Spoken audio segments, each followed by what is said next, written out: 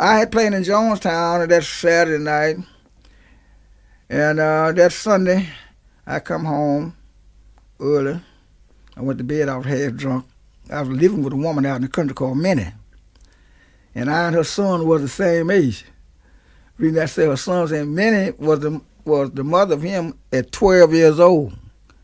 Me and Jack, when I was 28 years old, Jack was 20, and Minnie was about 36 or 37, something like that.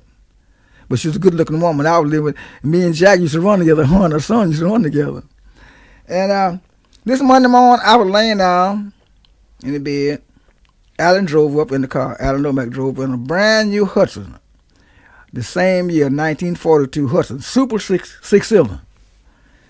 And my auntie, she was afraid. You know how women's in the country like that, old people like that. The white man drive up in a big car like that. He's looking funny and everything. She was scared to talk to him, you know. He said, "Do David Edwards live here? Or Honeyboy Edwards?" Like, she said, "He come here sometime." She didn't know what to say, you know. He jumps out the car, book on his arm. He said, "I'm from the Library of Congress from Washington, D.C., and showed us something, you know. Said, and I just want him to do a recording for me." She said, "I'm going to see is it around anyway. He was here a while ago." She went on back in the kitchen, stayed back there about 5 or 10 minutes, come on back and round to my bedroom, said, "Here's a man out here. Said he wants you to make records for him, and he's from Washington, D.C. He one of those." I said, "Yeah, tell him I'm here." So I went out and talked to him and everything. We talked, and he said, "I want you to record for me." I said, "Yes, sir." I gets in the car with him. We went to Clarksdale off of 49 Highway, right at 61, where it comes in together, and 49 comes together. He rented me a cabinet, and he got a cabinet. We went cafe, we eat, bought my dinner and everything. He was very nice to me.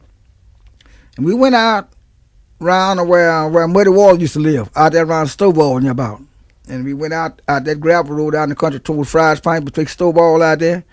And he comes to a big, I guess he had been out there before he met me. I know he had because he knew where it was too good. He went back out to a big road and wall school. The government just had started putting up them big school for black people to go to school. Because before they put that up, we were going to school in churches. We'd go to school like all the week. Friday was kids to get together, clean the church up for the preacher for Sunday. And then we go back again Sunday evening, cleaned up for Monday, we go into school.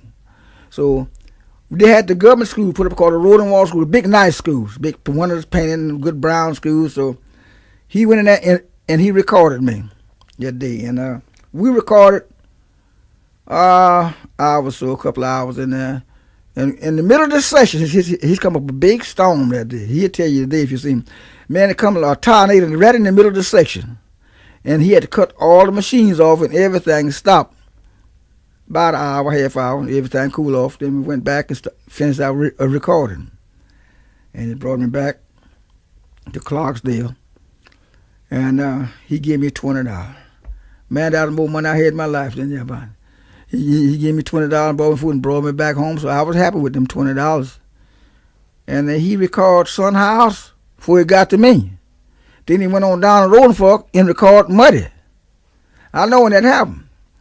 And I didn't hear no phone in a long time, and then I heard about a lot of numbers coming out just in the Library of Congress, and then I started running around. I did different places after then, and started to mess around in Memphis and back with Big Walter, and I come back to Helen, picked up Little Walter Jacob. I picked him up betwixt Helen and Mayrana, where Floyd used to live. I picked him up there, and we come to St. Louis together.